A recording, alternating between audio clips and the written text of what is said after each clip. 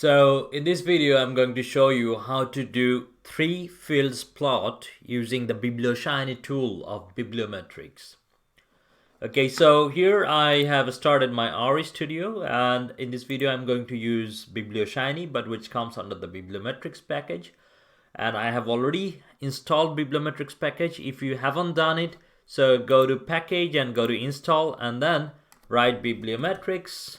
You see it here. And then install it, okay? But I have already installed it, so I will just load it. And then to start with Biblioshiny, we have to just run this command. We have to just run this command, okay? If you want to work with the syntax of Bibliometrics, watch our videos on that. But now we will proceed with Biblioshiny, which is the user-friendly version where you don't have to know any syntax. So I ran the code and that's how it looks. It opened up in my web browser. Okay, so that's how it looks like.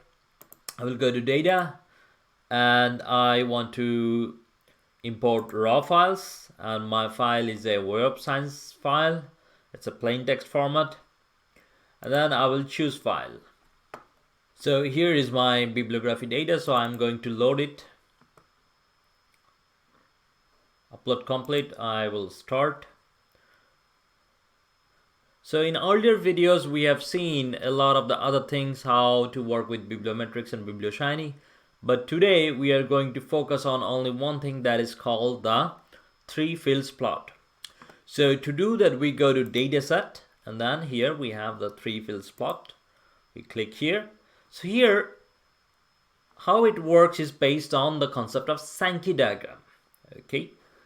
So if you do not know what is a Sankey diagram, you can read about Sankey diagram here in this paper. You can just Google it and download it, okay? So I'm not going to discuss in detail about this, but just wanted to let you know that this 3 field plot works based on Sankey diagram, where it means that this portion, the size of the diagram represents, it's proportional to the frequency of the keyword, or frequency of the public, or the number of publication in the journal, or how many papers the authors have published. So it's proportional to the value of that node, okay?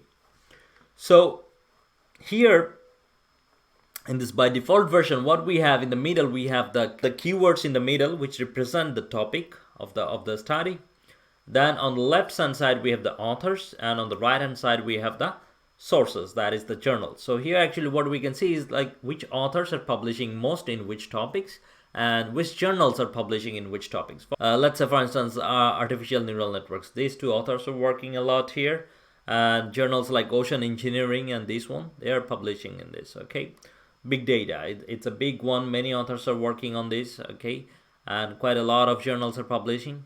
Maybe to make it nicer, we can actually reduce the number of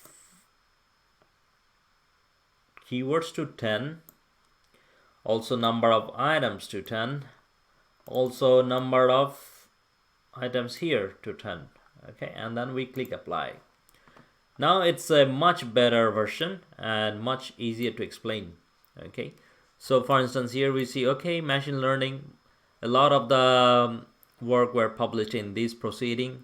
Also this journal is publishing a little bit, okay? And then here we see that AIS is a big topic, big data is a big topic, artificial intelligence is a big topic, right?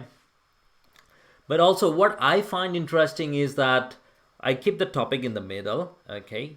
Then maybe on the left hand side, I would like to see which journals.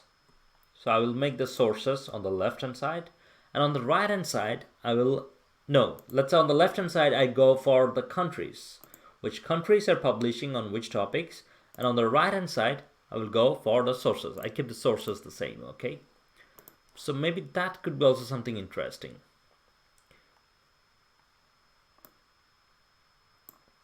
So here we see that, okay, China is working a lot with big data. You see this portion is the largest for big data among any other countries, right?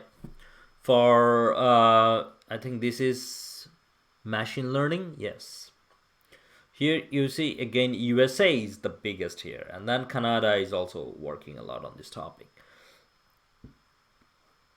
Then you see Norway, for instance, is working on big data, AIS, machine learning, energy efficiency.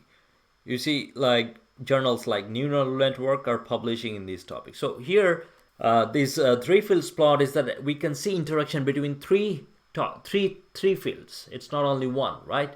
So that's a cool thing. We can see which countries are publishing in which topics and in which journals. Okay, or like for instance, if I want to know if I am working in this topic, where should I publish or what should I look for articles?